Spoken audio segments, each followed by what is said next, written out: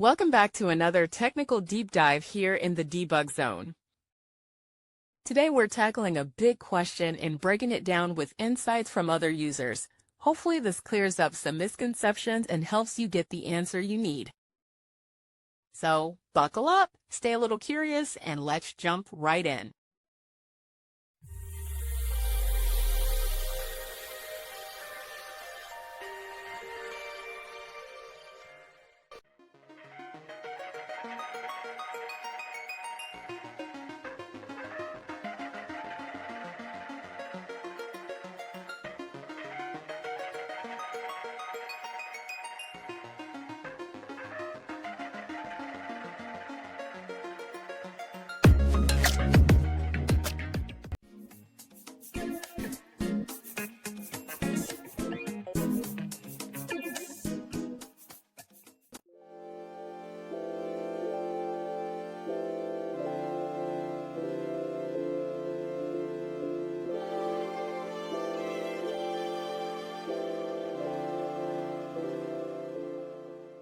And that's a wrap.